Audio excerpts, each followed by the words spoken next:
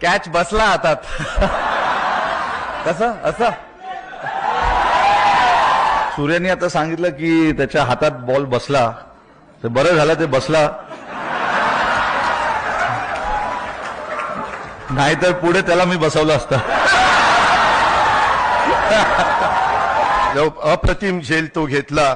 रोहितनं सांगितलंच नसता घेतलं तर तुला बघितलंच असतं, पण रोहितनं एकट्याने बघितलं नसतं, आम्ही सगळ्यांनीच बघितलं असतं.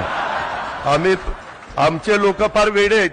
जिंकल्यानंतर एवढा उदो करतात आणि हारल्यानंतर दगड मारायला कमी नाही करत.